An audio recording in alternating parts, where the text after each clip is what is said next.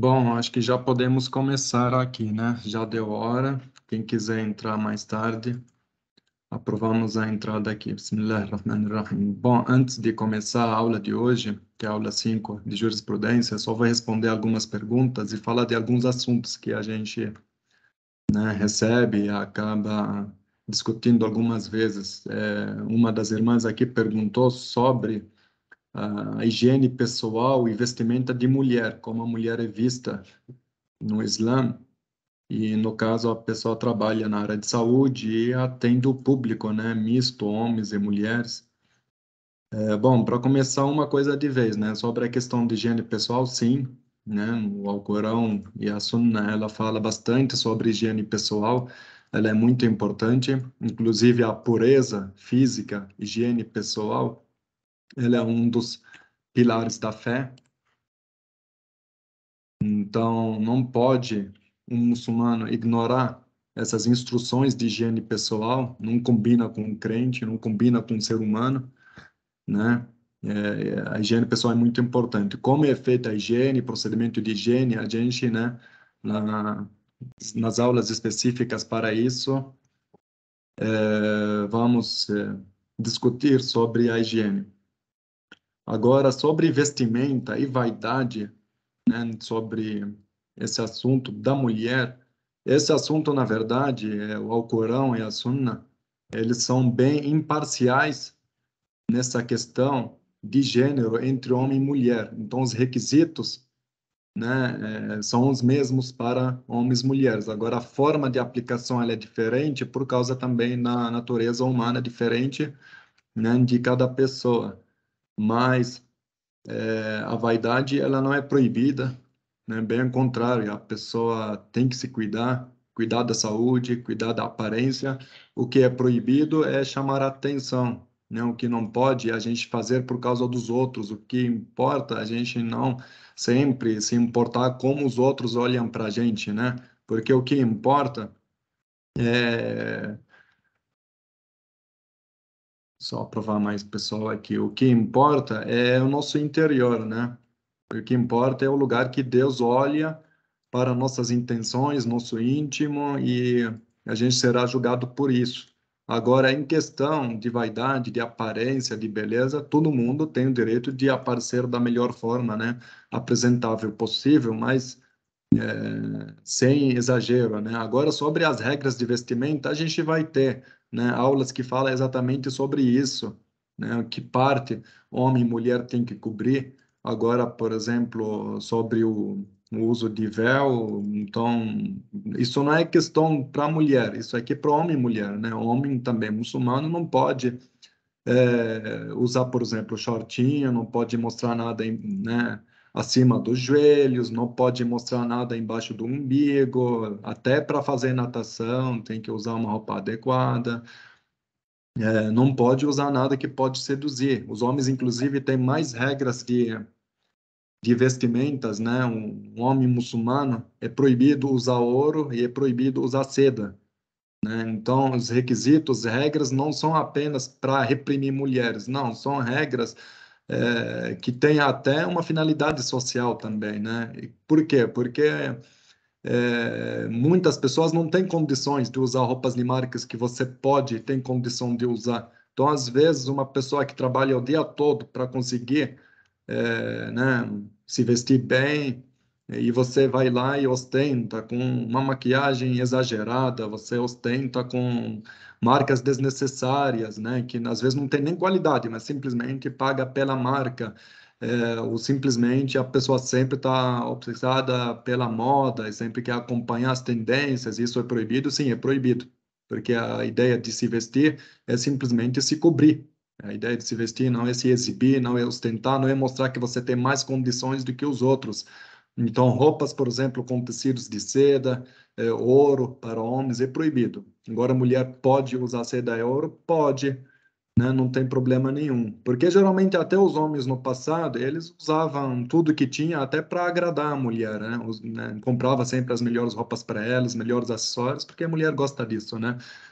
Isso aqui é um tipo de mimo, mas os próprios homens no dia a dia, no comércio, sai, vem, e o homem que geralmente era encarregado, né, de sustentar a casa. Então, sim, né, esse exagero é proibido, seja para o homem ou para a mulher, né? O importante é ser decente, cuidar mais, né, da pureza do coração, e a vestimenta sempre, sim, pode refletir um pouco de nosso caráter, né?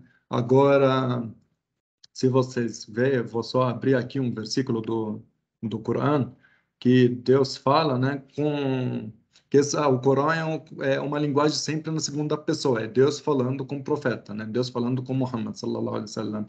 Então, Deus direciona esse versículo para esposas do profeta, né, ele ensinando para o profeta como as esposas, né, de um profeta, de uma pessoa responsável, né, hoje em dia, de um líder, de um muçulmano, de um crente, né, o que se aplica para ele, se aplica para a maioria da gente, né, que elas devem se comportar, por exemplo, nesse caso.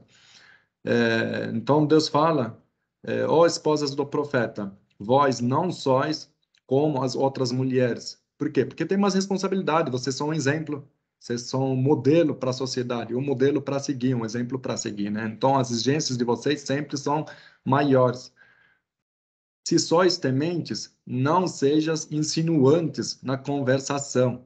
Então, nunca tenha uma conversa com alguém que pode mostrar outras intenções, que não é clara, que pode fazer o homem entender que você quer outra coisa com ele. Se você está trabalhando, não importa qual que é a sua área, seja profissional. É errado eu atender uma pessoa, um homem, uma mulher? Não. Profissionalmente, você pode atender. Claro, a preferência é a gente sempre procurar uma pessoa, igual, né? Por exemplo, se uma mulher pode só atender mulher, é ok, mas se tem uma demanda para atender e a pessoa precisa se sustentar e está trabalhando profissionalmente por motivo de saúde, como, por exemplo, um médico, um enfermeiro, não tem problema, mas isso não quer dizer que eu tenho que passar meus limites profissionais. Inclusive, até aqui no Brasil, a gente tem leis de ética, né? Como a gente lidar profissionalmente, né? Com o paciente, isso não é errado. Então, continua aqui. Se sois tementes, não sejais insinuantes na conversação. Por quê? Como a gente já falou nas outras aulas, que sempre tudo que o Alcorão proíbe, o recomenda, sempre o justifica. Por quê? Ele continua aqui. Para evitardes a cobiça daquele que possui morbidez no coração e falai o que é justo. Então, para evitar o quê? Para evitar a cobiça daquele que possui morbidez no coração. Morbidez tipo doença, uma pessoa doente, uma pessoa maldosa, uma pessoa safada, uma pessoa que sempre vê maldade em tudo. Então você não sabe com quem está conversando, seja um cliente, seja amigo, seja parceiro, seja uma pessoa desconhecida. Então, mulher tem que evitar? Tem. Tem que se vestir de uma forma que não chama atenção? Tem. Mas por quê? Se ele tem problema, é problema dele. Eu tenho o direito de me sentir protegida e ninguém mexer comigo. Sim, tem esse direito. Mas Deus também deu livre arbítrio para todo mundo. Eu não posso obrigar todos os homens a serem santos.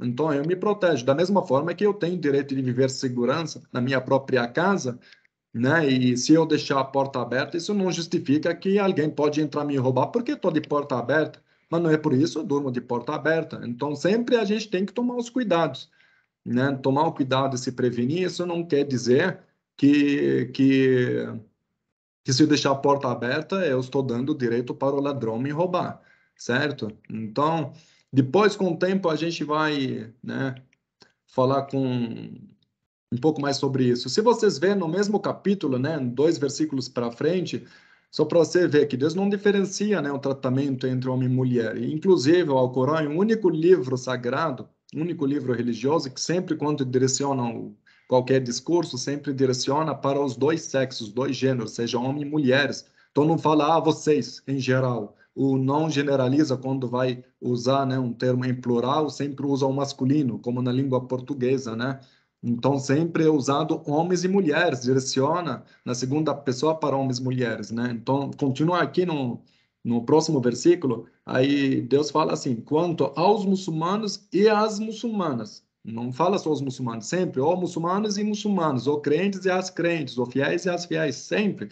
Falou, quanto aos muçulmanos e às muçulmanas, aos fiéis e às fiéis, aos consagrados e às consagradas, aos verazes e às verazes, aos perseverantes e às perseverantes, aos humildes e às humildes, aos caritativos e às caritativas, aos jejuadores e às jejuadoras, aos recatados e às recatadas, aos que se recordam muito de Deus e às que se recordam muito dele, saibam que Deus lhe tem destinado a indulgência e uma magnífica recompensa. Então, o resultado dos dois, né, agirem dessa forma correta seria uma recompensa. Nenhum lugar fala, a mulher tem que fazer isso, isso, aquilo, o homem pode fazer o que quiser. Não, isso não existe, né?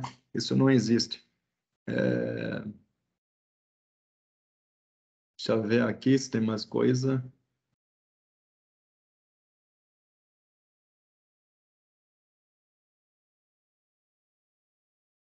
Bom, segundo assunto, as pessoas perguntam, discutem nas redes sociais, inclusive agora a gente está chegando à época de eleições, as pessoas perguntam, o muçulmano deve votar em quem? Quem está certo, quem está errado, quem me representa, quem não me representa? Irmãos, isso aqui é um assunto pessoal. Quem te representa é você quem sabe, eu não sei. Você sabe suas necessidades são diferentes das minhas, diferentes do outro, diferentes da outra, né? Você sempre tem que levar em consideração os princípios, os valores religiosos que você acredita.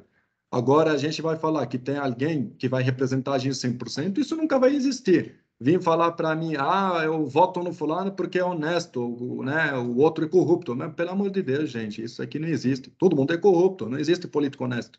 Isso não é em nenhum lugar do mundo. Eu voto no fulano porque não rouba e o outro rouba. Mas, pelo amor de Deus, gente, todo mundo rouba, todo mundo é ladrão, político é ladrão. Mas, enfim, né, o político ele tem um dever de governar um país, independentemente do resultado. O muçulmano tem que respeitar. O muçulmano, ele é a favor da liberdade, pode descer, manifestar sua opinião, pode. Agora, mas eu não gosto do fulano, ele ganhou, vou descer, vou lutar contra ele, tudo que ele mandar eu vou fazer o contrário. Não, o Islã proíbe isso. Não importa quem ganhou em processo democrático, tem que respeitar, tem que obedecer, a menos que seja alguma lei que contraria, né, os valores da Sharia, da lei de Deus, não importa quem for. O governante tem que ser respeitado. Posso concordar com ele, posso não concordar. Cada candidato tem pontos bons, tem pontos ruins. O programa eleitoral dele pode ter coisas que eu concordo, que não concordo, mas eu não posso, como muçulmano, chegar e falar: nossa, fulano, eu vou concordar com ele 100%, não importa o que ele falar, ele está certo e o outro está errado, porque eu acredito nisso. Não. Agora, e você tem que saber suas prioridades. Se você, por exemplo, faz parte de uma minoria e acha que fulano vai garantir seus direitos e que faz bem para você, vote. Se você acha que, por exemplo, você tem direito à segurança e você se sente mais seguro com alguém que está a favor de segurança, está a favor de armamento, para defender propriedade, defender o que é sagrado, defender minha casa, também é seu direito. O Islã permite isso. Eu devo me proteger? Eu posso me proteger? Pode e não deve. Então, se para mim isso é uma prioridade, eu escolho quem me dá esse direito. Se para mim isso não é prioridade, e, por exemplo, minha prioridade é, por exemplo, outra coisa, por exemplo, o sistema de saúde, que o outro, por exemplo, pode me oferecer melhor. Cada um tem suas necessidades. Eu não posso saber o que você precisa, né? Mas, independentemente disso, temos que respeitar. Mas eu sou muçulmano e sou a favor da família tradicional e eu defendo a família tradicional até o fim. Isso, para mim, é uma coisa importante que eu não posso abrir mão. Cada um sabe seus limites. O que você abre mão, o que você não pode abrir mão, o que é bom para você, né, é diferente. Cada um tem necessidades diferentes. Mas por exemplo, eu como muçulmano também sou a favor da paz, sou a favor de proteger o meio ambiente. O Islã também propaga isso, também propaga isso. Então, todos esses assuntos que são valores que o Islã prioriza, tem pessoas diferentes, candidatos diferentes que apoiam programas diferentes. A gente vai encontrar alguém que apoia tudo? Não. A gente tem princípios gerais, né? de princípios gerais. O Islã, em geral, é uma religião liberal, uma religião democrática. O sistema político islâmico é a favor, né, do que a maioria do povo aceita, o que não contraria o que os mandamentos divinos. A gente não pode também falar, eu faço o que eu quiser. Mas, né, se Deus mandou isso, não importa. A gente vive num mundo de liberdade, então eu vou usar minha liberdade como quiser. Não, você não pode usar sua liberdade como você quiser. Por quê? Porque Deus falou isso, né? No Corão aqui, no Surat Al-Ahzab, que é o capítulo Al-Ahzab, no versículo 36, fala: não é dado ao fiel nem à fiel agir conforme seu arbítrio, quando Deus e seu mensageiro é quem decide um assunto. Então, o assunto que Deus já definiu, você não tem livre-arbítrio. Você tem livre-arbítrio com seus gostos. Nossa, eu gosto de mandioca, você gosta de sopa. Eu gosto de natureza, você gosta de praia. Eu gosto de carro marca X, marca Y. Você tem o direito. Eu gosto de mulher com aparência X, eu gosto de cabelo loiro. Mulher gosta disso, outra gosta daquilo. Eu gosto desse estilo de roupa. É uma liberdade sua, isso é livre-arbítrio. Eu quero ser médico, eu quero ser advogado. Você pode ser o que você quiser, mas você não pode roubar, você não pode matar, você não pode ter uma relação ilegal, ilícita. Isso você não pode. Então, e quando diz que não tem livre-arbítrio com os assuntos que já Deus definiu e decidiu, então isso que quer dizer? Isso não ter a liberdade de ninguém. Mas como diz, né, sua liberdade começa quando começa a liberdade do outro. Então, quando Deus definiu esses limites dessa liberdade, é exatamente para proteger o outro, é para o bem comum, para o bem maior. Então, independentemente de quem eu votar, se essa pessoa tem algum tipo de programa, tem algum tipo de ideologia que eu não concordo, eu falo ao meu amigo, com isso eu não concordo, mas com o resto eu concordo, te dou a mão. Se um projeto seu pode me beneficiar, eu te dou a mão para realizar. Se eu não concordo com o seu projeto, eu não obedeço, simples, se é algo que é contra meus valores. Mas eu não posso sair na rua, ficar brigando para defender um político, causar conflito, causar caos, causar né, situação de instabilidade econômica, simplesmente porque não concordo com uma pessoa que está ali. Se a pessoa está no poder, o que ela faz de bom, que você concorda, que faz bem para todos, apoia, dá a mão, não importa se você gosta ou não. Se você não gosta, mas não te afeta pessoalmente, então também cuida da sua vida. Né? Se é algo que é ruim mesmo, que pode afetar, você tem direito sim de descer e manifestar sua opinião. Mas não, eu não gosto de fulano, não importa o que ele fizer, eu vou descer na rua, vou quebrar tudo, vou brigar com tudo. Aí não pode mandar o link para uma pessoa aqui. Tá bom? Então, isso aqui é uma liberdade pessoal, né? Direito de defender a vida, a propriedade, isso aqui é uma das coisas consagradas, dos princípios da Sharia. A gente já falou isso na primeira aula. Se para você isso não é prioridade, eu moro na roça, não tenho problema de segurança, eu não preciso de arma para me defender, eu preciso de sistema de saúde mais eficiente, eu preciso de parar o desmatamento. Então, pronto, vota no cara que realiza isso para você. Se eu moro num lugar, me sinto uma insegurança, sinto que minha prioridade por exemplo, lutar contra a decadência, né, da sociedade, lutar por mais decência, lutar pelos princípios da família, lutar pela segurança, por meu direito de defender minha propriedade, minha liberdade também. A gente tem que saber respeitar, né? Ninguém está certo, ninguém está errado, né? Um político santo, isso não existe. Então, pelo amor de Deus, gente, cada um vota em quem quiser, faz o que quiser, que é bom para ele. O Islã é democrático. O que faz bem para você, é seu direito, né? Cada um tem necessidades diferentes. Então, inshallah, a gente começa nossa aula agora. E essas todas perguntas e dúvidas aí eu recebo depois. Só não vou abrir espaço aqui para discutir, exatamente porque, né, não vai agregar valor, porque vai acabar tendo discussões desnecessárias. Então, quem quiser alguma pergunta, manda depois, né, por e-mail, manda pelo WhatsApp e a gente responde aqui, né? Porque a ideia aqui não é discutir, a ideia aqui é expor o que a religião ensina de uma forma totalmente imparcial. Eu ensino. Se você concorda ou não concorda, aí já não posso fazer nada. Tenho o dever de entregar a mensagem para você, de entregar o ensinamento para você. Você julga da forma que você acha melhor, certo? Então, começamos aqui nossa aula, continuando as aulas passadas. Deixa eu ver se tem mais alguém com dificuldade aqui para entrar. Bom, todo mundo consegue ver o slide? Alguém está com problema?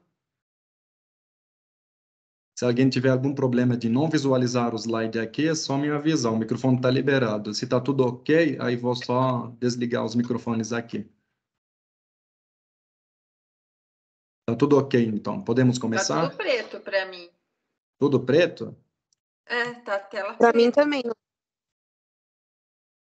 Espera aí, vamos ver agora.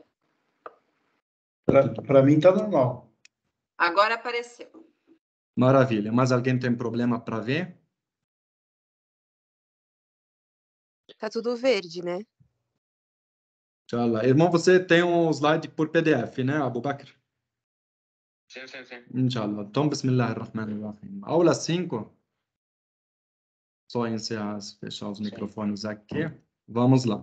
A gente vai falar hoje sobre as eras históricas, né, da jurisprudência islâmica. Então, a gente falou sobre os princípios gerais, sobre as regras gerais, sobre as fontes principais, né, e como começou. E a gente continua falando, né, é um curso de introdução. Então, a gente vai continuar falando sobre isso. A gente vai falar hoje sobre as eras históricas da jurisprudência islâmica. Como começou? A gente vai falar quais são essas eras e como que foi a evolução delas até chegar nos dias atuais. Então, antes do surgimento, né, das escolas tradicionais de jurisprudência, que são al-mazahib, os 4 mazahib, que são as 4 escolas de jurisprudência islâmica, que futuramente, na próxima aula, a gente vai começar a introduzir todos eles, os fundadores deles, biografia deles, o critério deles, metodologia deles, né? Então, semana que vem vamos falar sobre isso. Hoje a gente vai falar dessa primeira era, as primeiras 3 eras, né, antes das escolas de jurisprudência. As primeiras 3 eras começaram desde o momento da revelação, né, para o profeta Muhammad sallallahu alaihi wasallam, primeiro momento que recebeu a revelação, recebeu a mensagem dele até a morte dele. Então, a gente vai ter essa primeira era.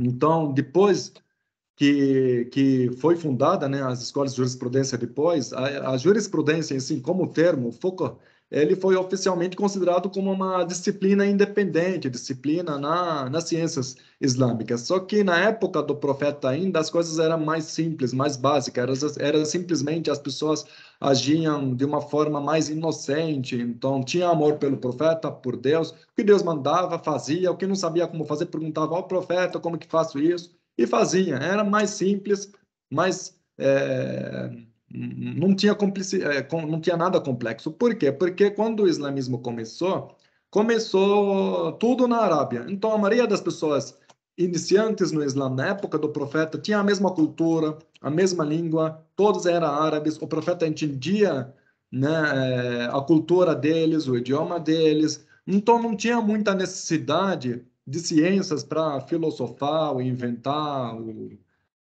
né, criar coisa nova, simplesmente eram simples. O profeta falava a língua do povo, entendia eles, e eles faziam, obedeciam, e era tudo resolvido desse jeito, né? Então, essa a primeira era chama Asr al-Sharia, que seria a era da Sharia. O que é a era da Sharia? A gente já falou que a Sharia ela é formada do Alcorão e Sunna, né? Então, a era da Sharia começa com o início da época da revelação divina do Alcorão Sagrado para o profeta Muhammad, sallallahu alaihi wasallam, e acaba com sua morte, que é no ano 11 da Hijra. O que é o 11 da Hijra? Hijra significa imigração, foi a marca, né, do início do calendário islâmico. Então, os anos Hijri começam a contar desde a imigração, né, do profeta, sallallahu alaihi wasallam, e seus companheiros de Meca para Medina, quando começaram a sofrer perseguições,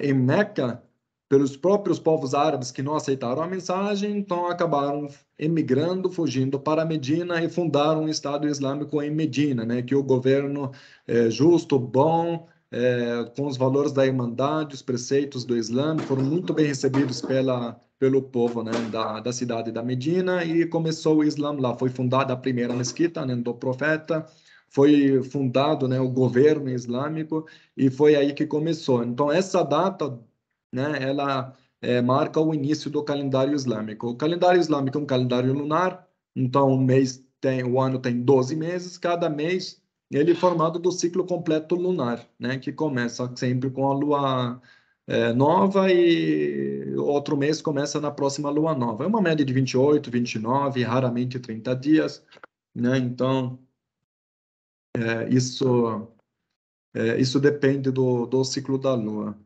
Então, quais eram as fontes usadas para a jurisprudência naquela era? Então, nessa era que o profeta sallallahu alaihi wasallam ainda era vivo, como que eram extraídas as regras, as leis, as decisões, o que era seguido naquela época? Então, como a gente disse, a primeira fonte é o Corão, né? A gente já falou isso nas primeiras aulas e a gente vai repetir aqui, porque nessa época só tinha essas duas fontes, não tinha ijtihad, não tinha esforço, não tinha criação de novas jurisprudências. Por quê? O Alcorão é a base constitucional para todas as leis e jurisprudência islâmica. Por quê? Deus colocou as diretrizes gerais e mandamentos que servem como princípios e preceitos para a jurisprudência em cada época e lugar. Então, não importa a época, não importa o lugar, você pode renovar algumas leis que servem para seu momento, seu tempo, né, o contemporâneo, mas o que não pode alterar, o que foi, né, obrigação, mandamento no Corão. O que for principal, mandatório no Corão, na Sharia, isso não pode mudar. Eles vão servir sempre como preceitos, né, gerais. No Brasil também a Constituição brasileira não importa, você pode criar a lei que você quiser. Não, nenhuma lei está acima da Constituição. Então a Constituição é a base para tudo.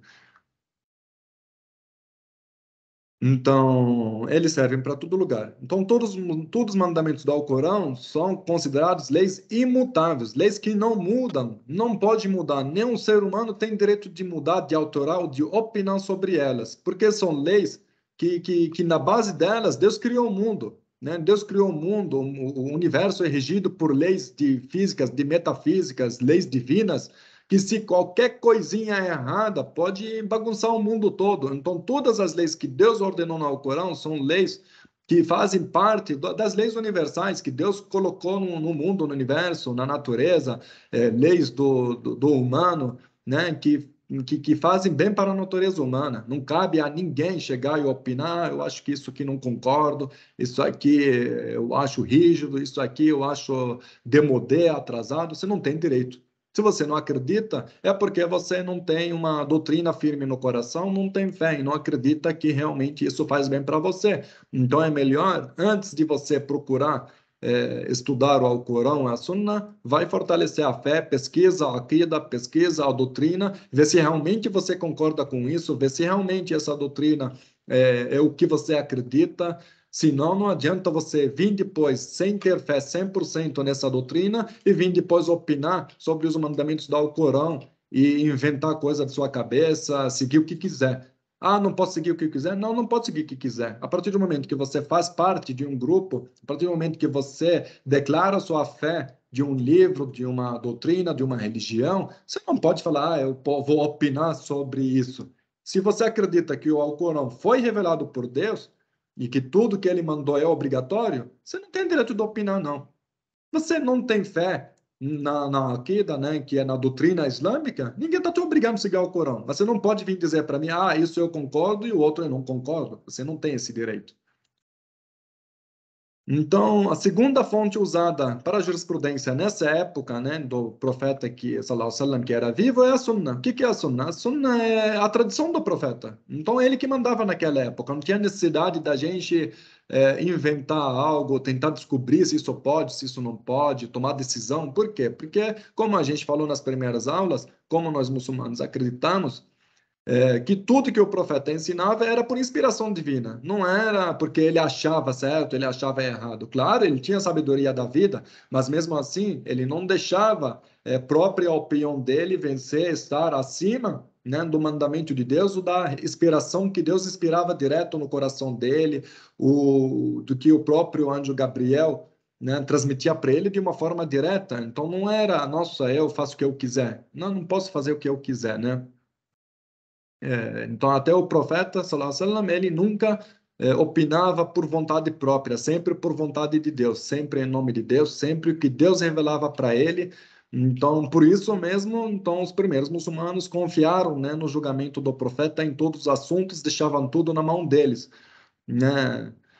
Alguns assuntos, por exemplo, de comércio, de tratamento, de etiqueta, de cultura, que não interferem nos princípios da Sharia, o próprio profeta sallallahu alaihi wasallam falava para o povo que eles têm que seguir as tradições deles, né? Que isso aqui era da conta deles, eles que têm que saber se organizar, né, entre eles, mas tem que consultar o profeta com algo que realmente acha que pode interferir com a Sharia, com os princípios básicos. Então, o que não interfere e cabe, né, a sua opinião pessoal sobre o assunto, não precisava nem perguntar, né? Então, a Sunna, como a gente já explicou, é a segunda fonte principal para a jurisprudência dessa época.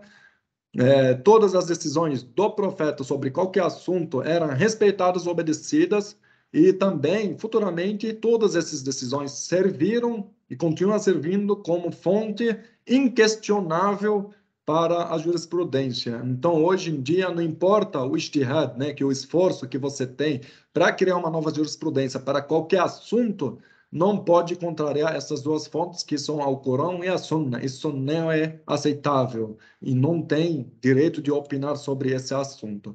Então, a segunda era é a era dos califados, né? A gente falou, né, de uma forma bem resumida nas aulas passadas sobre tipos de algumas decisões, jurisprudências criadas pelos primeiros 4 califas, né? Os primeiros 4 governantes que foram sucessores, né, do governo do profeta Muhammad sallallahu alaihi wasallam. E a gente deu algum exemplo de cada decisão tomada por eles. Então, essa era dos califas foi chamada Asr al-Khulafa al-Rashidin.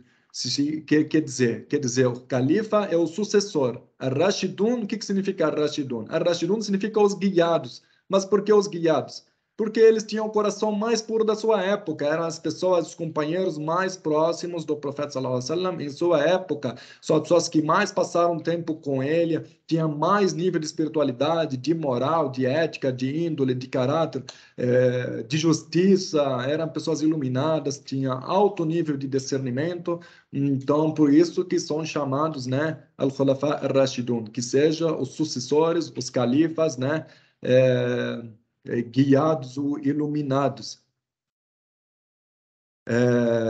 Essa era se estendeu desde o ano 11 Hijri, que é o ano que o profeta sallallahu alaihi wasallam morreu, até o ano 40 Hijri, que é até o final do último califado, que é o califado do Ali, radiallahu anhu, que é o 4º califa, né?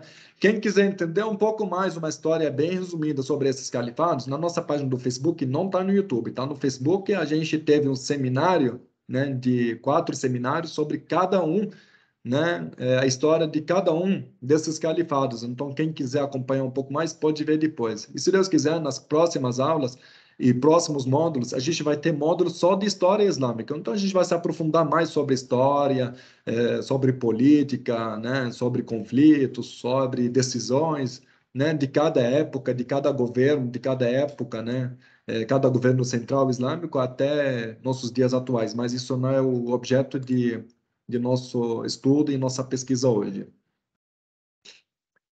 As fontes usadas para a jurisprudência naquela era, que é a era dos califados, são exatamente as 4, né? São exatamente as 4 fontes que a gente já estudou nas aulas passadas. Então, eu vou mencionar elas de novo e só vou explicar uma delas que algumas pessoas me mandaram mensagem perguntando que não entenderam, né?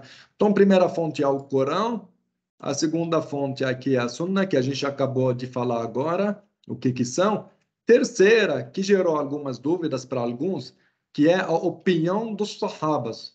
Opinião dos sahabas. As sahabas, que significam os companheiros do profeta, são as pessoas que acertaram o Islã naquela época, acompanharam o profeta sallallahu alaihi wasallam em sua vida toda, tiveram experiência com ele e tiveram mais conhecimento, né, naquela época. Então, o que acontecia? Como é que funcionava, né, essa consulta deles?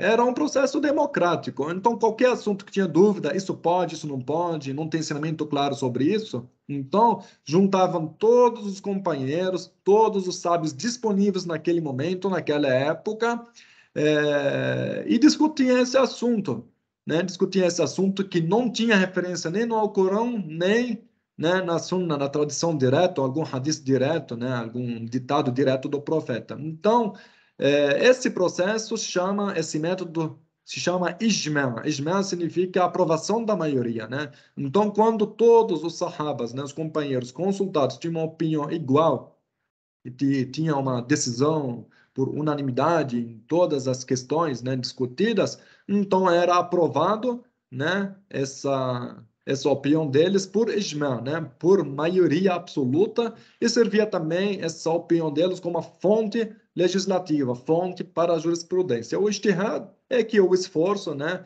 a gente já falou sobre os métodos do ijtihad, as condições do ijtihad nas aulas passadas. Quem não acompanhou pode assistir às aulas passadas que vai encontrar.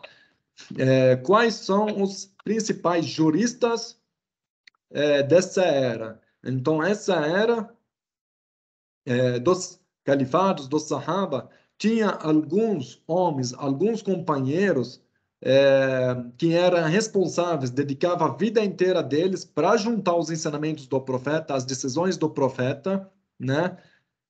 Para servir como base para a jurisprudência, para a consulta, né, dos califados daquela época. Então, são divididos em 3 categorias, né, de sahaba, né, naqlun al-hadith, que são transmissores do hadith. Hadith todo mundo já sabe, né, a gente falou nas aulas passadas, que é um dito, um provérbio, um ensinamento do profeta. Então, isso a gente chama de hadith. E todos os hadiths têm que ser autenticados, têm que ser sahih, têm que ser aprovado, né, e a gente falou um pouco sobre como é considerada, né, a autenticação, né, desses hadiths, e depois a gente vai aprofundar um pouco mais também sobre essas técnicas também. Então, o primeiro tipo de sahaba, transmissor de hadith, são al-mukaththirun. Mukaththirun quer dizer que eram exagerados, numerosos, que eles se esforçavam mais, decoravam mais número de ditados, né? São pessoas que tinham máxima reputação de índole, de caráter, então nunca transmitiriam um hadith errado. Qualquer hadith que era transmitido por eles era considerado 100% correto, 100% sahih, 100% autêntico, né? Porque não tinha dúvida alguma sobre o caráter deles e, ao mesmo tempo, acompanharam um profeta durante a maioria da vida deles, né? E uma média, cada um deles transmitiu, escreveu, decorou e ensinou mais que 1000 hadiths, que são 1000 ensinamentos, decisões, né, do profeta sallallahu alaihi wasallam. Principais sahabas dessa categoria, os mais recitadores de hadiths, são conhecidos como os maiores 7. A gente não mencionou todos eles aqui, coloquei alguns exemplos. Primeiro deles, Abu Huraira. Não sei se vocês percebem, sempre a gente, quando fala um hadith, fala, né, um ensinamento do profeta sallallahu alaihi wasallam, a gente sempre fala, esse hadith foi narrado por Abu Huraira, né? Então, se vocês percebem, Abu Huraira é o nome que mais se repete quando se fala em hadith, porque ele foi a pessoa que mais decorou, ensinou, transmitiu e aprovou hadith em sua época. Daqui a pouco vou mostrar para vocês uma tabela que mostra um pouco melhor isso aqui, né? Então, um exemplo, Abu Huraira, Anas bin Malik, Aisha.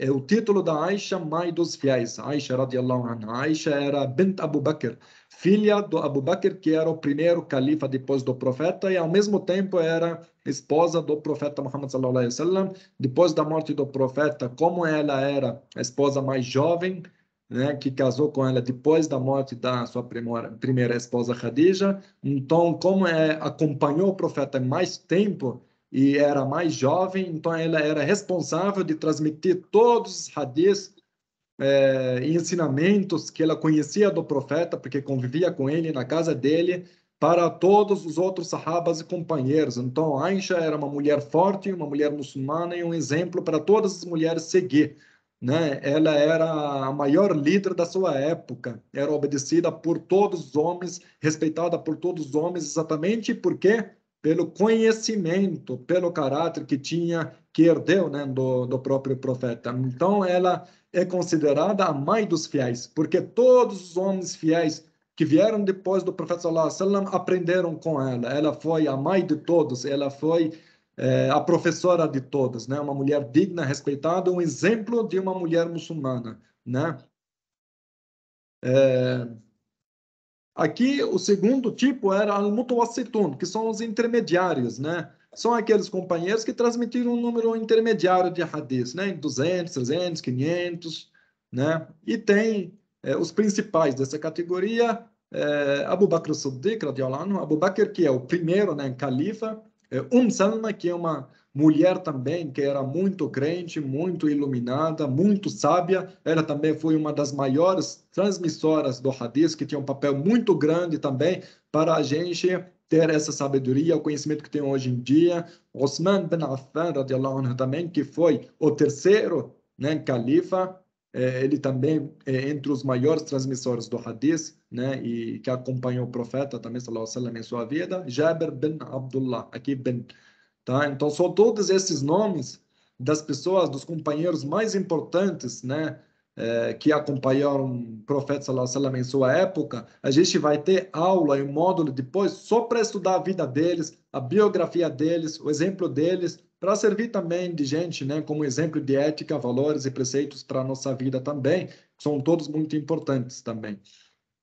Então, o terceiro tipo era o Mukallun, que era quem se esforçavam também, se dedicavam, mas tinham, né, um desempenho um pouco menor e transmitiam um número menor de hadiths, como, por exemplo, Abu Darda, Nu'man bin Bashir, Abu Talha, Hafsa bint Omar, que também é uma mulher, e Habiba, que também é uma mulher. Então, só para vocês verem, para quem perguntou do papel da mulher do Islã, o papel da mulher do Islã é o mesmo papel de qualquer outro ser humano, é aprender, transmitir conhecimento. Agora, a natureza dela de mulher é diferente da natureza masculina, física, tem um papel importante na família, é educador. Isso aqui é diferente, a gente está falando do papel profissional. O papel profissional da mulher,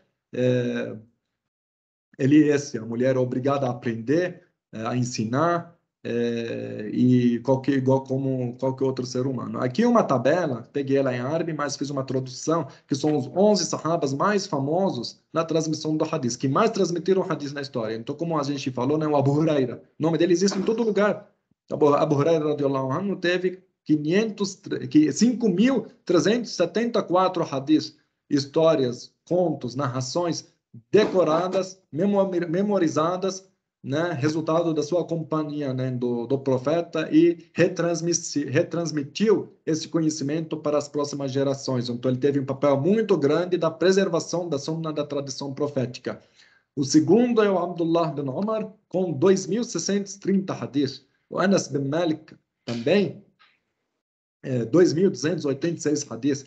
A Aisha bint Abi Bakr, que é a Aisha, radiallahu anha, que a gente acabou de falar sobre ela, 2.210 hadiths transmitidos por ela. E assim vai, né? Tem a lista completa aqui. E claro, essa é uma lista de centenas de companheiros, né? E de sahabas que transmitiram hadiths com quantidade menor. Hoje em dia, se a gente juntar todos os hadiths que foram autenticados, que não tem autenticação 100%, que foram estudados, aprovados, a gente tem mais que 500 mil hadiths. 500 mil hadiths. Né? Então, é muita informação, muitas pessoas se dedicaram para transmitir o conhecimento que chegou para a gente hoje em dia. Terceira era aqui, que é a última era antes, né, a última era antes do surgimento das 4 escolas de jurisprudência islâmica, era chamada de Asr Sigar Sahaba wa Kibar Tabi'in, que é a era dos sahabas jovens e os velhos seguidores. O que isso quer dizer? Os sahabas jovens, por que são chamados de jovens? Sahabas jovens, por quê? Porque quando chegou essa terceira era, então já passou um tempo, né, desde a morte do profeta sallallahu alaihi wasallam. Então, as pessoas, os jovens que conseguiram acompanhar e conhecer o profeta sallallahu alaihi wasallam durante sua vida, que tinha acabado de alcançar a puberdade, né, começaram a discernir sobre alguma coisa, ter um pouco mais de responsabilidade, começaram, né, a separar as coisas, conseguiram pegar, capturar ainda alguma coisa, né, do profeta sallallahu alaihi wasallam. Então, quando eles cresceram, eles também levaram bastante conhecimento, né? Claro, não é do mesmo nível dos que acompanharam o profeta por anos e anos, né? Mas com certeza o papel deles foi importante e grande, né? E os velhos seguidores, por que que a gente chama eles, né, dos velhos seguidores aqui? A palavra seguidor, a palavra em árabe que a gente usa, né, tabi'in, tabi'in significa seguidor. Seguidor quer dizer, são todas as pessoas que têm maior nível de conhecimento na sua época, mas não chegaram a conhecer o profeta pessoalmente, não tiveram essa oportunidade. Então, eles tiveram contato com quem? Com os Sahaba. Então, tabi'in, os seguidores, só tem esse título de tabi'in quem teve contato direto com um Sahaba. Um Sahaba, que é uma pessoa que teve também contato direto com o profeta. Então, é um contato com o profeta de segundo nível, né? Não contato direto. Então, Kibar, os Tabi'in, que são os seguidores mais velhos, por quê? Porque naquela época, da mesma forma que os pequenos, né, companheiros ainda eram pequenos, conheceram o profeta pessoalmente, logo depois da morte do profeta e na sua época também,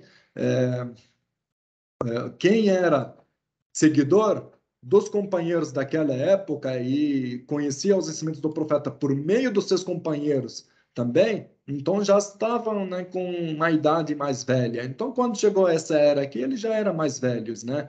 Então, por quê? Porque eles eram seguidores dos companheiros principais, os antigos, os velhos, né? Tipo, dos mais velhos. Então, os seguidores desses mais velhos daquela época ficaram mais velhos agora. Por que são chamados, né? Sigar Sahaba, Kibar Tabi'in, os companheiros pequenos e os seguidores velhos, né? Então, os seguidores velhos, por que são mais considerados do que os seguidores dos companheiros mais novos? Porque os companheiros mais novos tinham menos conhecimento, menos oportunidade de aprender.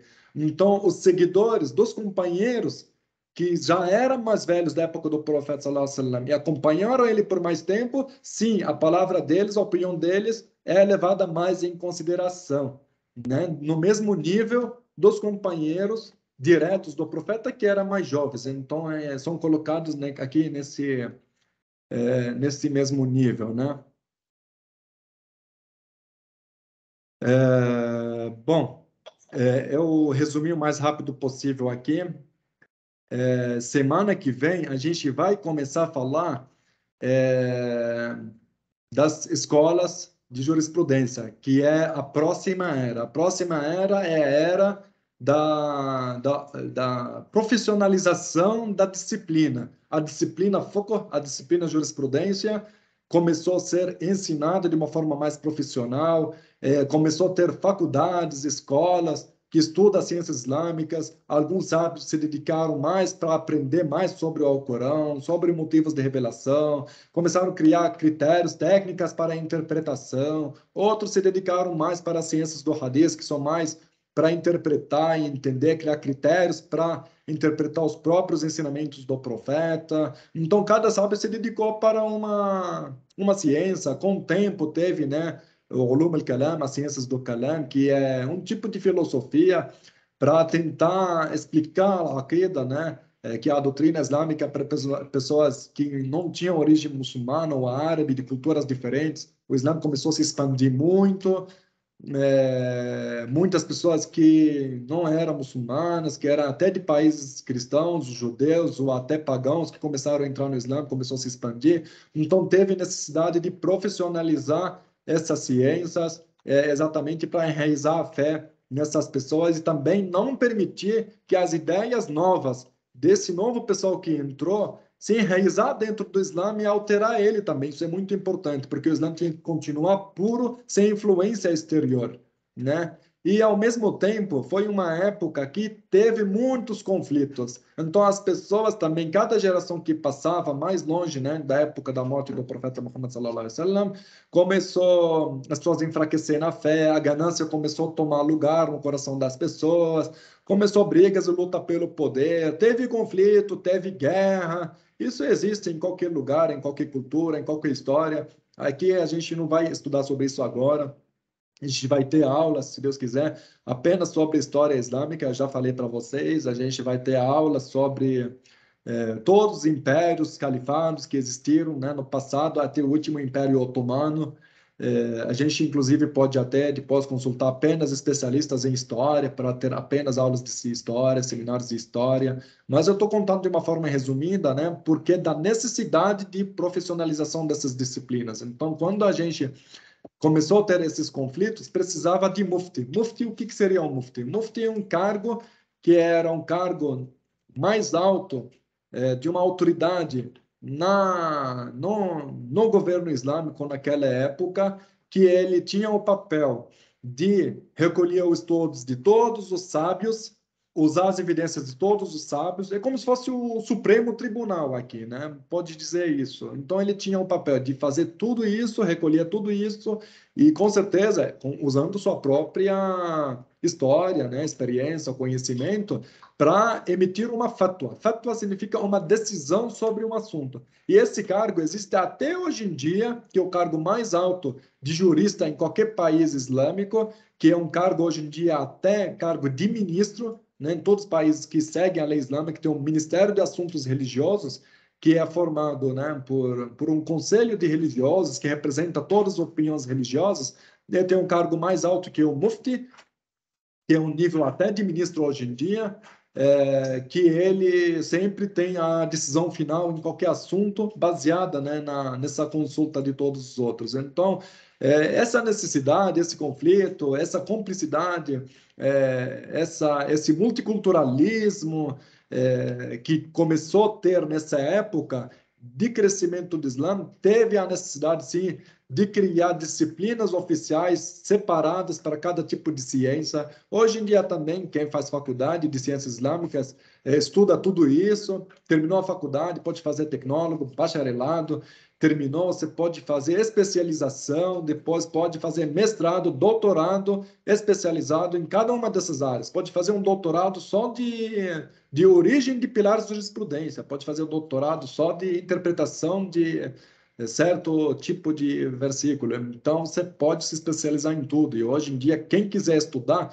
tem uma livraria enorme, um conteúdo enorme de milhares e milhões de livros, né, sobre todas essas disciplinas. Então, o conhecimento é muito grande. Infelizmente, o conteúdo em português é muito pouco, mas, se Deus quiser, vamos tentar trazer o máximo possível de conteúdo aqui para vocês. Irmãos, agradeço muito a presença de vocês.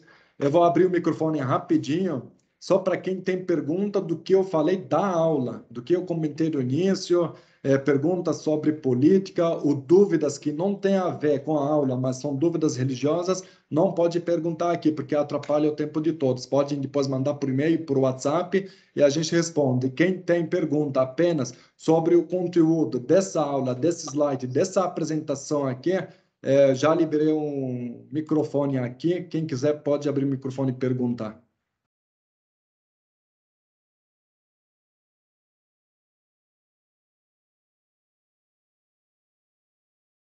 Então, tá bom, irmãos. Espero que esteja tudo claro. Eu vou tentar respeitar o tempo aqui, que já deu 9 horas, tentar trazer o máximo de conteúdo possível em menos tempo possível. Todos são bem-vindos.